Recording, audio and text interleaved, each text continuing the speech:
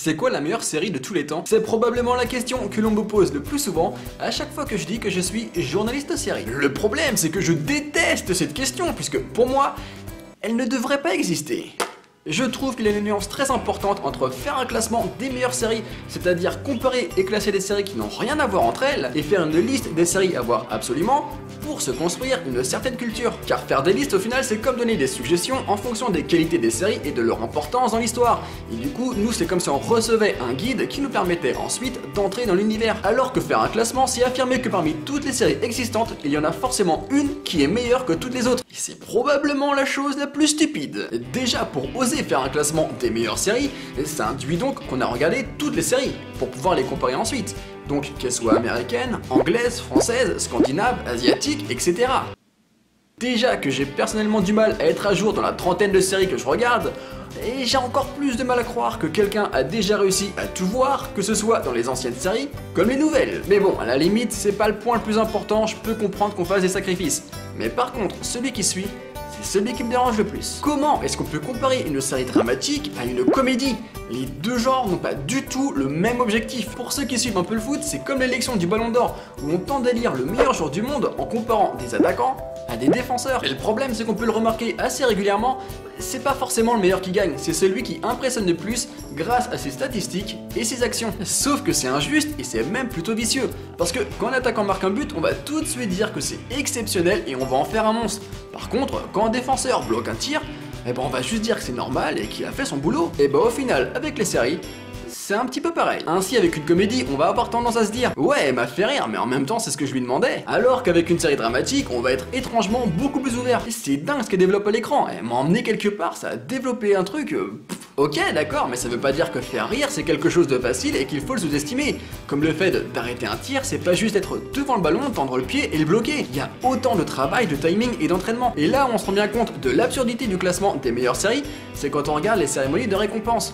Car là, les séries dramatiques et les comédies font partie de deux catégories différentes. Et je pense pas que ce soit un hasard. Plus sincèrement, quand on veut comparer deux séries, faut bien qu'il y ait un minimum d'équilibre entre elles. Or, il y a des comédies qui vont durer 5 minutes, 20 minutes ou une demi-heure, et il y a des séries dramatiques qui vont durer 45 minutes, 1 heure ou 1 heure et demie. Tout comme il y a certaines séries qui vont être diffusées sur des chaînes normales et qui vont donc être soumises à certaines contraintes, alors que d'autres seront diffusées sur des chaînes du câble ou certains sites et auront beaucoup plus de liberté en matière de dialogue, de violence, de sexe, etc. Tout comme il y a certaines séries qui sont obligées de composer avec des saisons de 24 épisodes, tandis que d'autres peuvent n'en avoir que 10.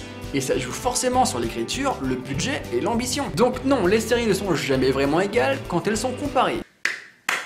Enfin, souvent dans ce genre de classement, on trouve de vieilles séries sous prétexte qu'elles ont inventé quelque chose à une époque et qu'elles ont apporté un petit truc au monde des séries. Et souvent, le fait qu'elles aient mal vieilli ou qu'elles aient plein de défauts sont mis de côté juste parce qu'elles ont apporté ce petit truc. Et du coup, il est pas rare que certains de ces classements se fichent qu'il y a d'autres séries derrière qui ont peut-être copié le truc, mais qui l'ont fait en mieux. Et là aussi, c'est injuste et ça remet complètement en cause le classement des meilleures séries. Parce que si une série a des défauts, elle peut pas faire partie des meilleures.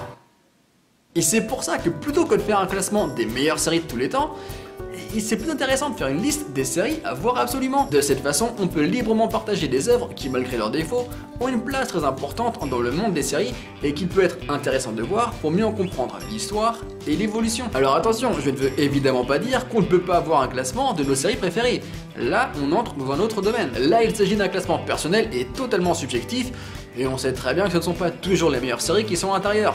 Toutefois, ces séries restent très importantes puisque ce sont celles qui nous ont touchés, qui nous ont marqués, qui nous ont aidés à un moment de notre vie et qui nous font du bien. Ce classement n'a évidemment pas la même valeur qu'une liste des séries à voir absolument, mais il reste ultra important parce qu'il permet de lancer des débats, des discussions, de faire découvrir d'autres séries à certains. Et c'est aussi le but des séries, d'échanger, de partager. Si tout le monde devait regarder la même chose, ce serait chiant. Bref, j'espère avoir été assez clair sur le sujet. Je le répète, c'est un avis totalement personnel. Mais vous l'aurez compris, je trouve qu'il est plus intelligent de faire une liste des séries à voir absolument, sans avoir à faire de comparaison ni de classement, parce que sinon ça ne met pas assez en valeur les qualités et l'impact qu'elles peuvent avoir. Et je vous l'accorde, c'est une toute petite nuance, hein. Néanmoins ça peut changer beaucoup de choses, notamment sur la façon dont on va aborder un visionnage d'une série dite culte. Rien qu'avec cette petite nuance, on va être beaucoup plus ouvert au fait que la série ne soit pas parfaite, ce qui va considérablement améliorer notre condition de visionnage et notre rapport avec la série. Voilà, n'hésitez pas à me dire ce que vous en pensez dans les commentaires, et moi je vous dis à la prochaine.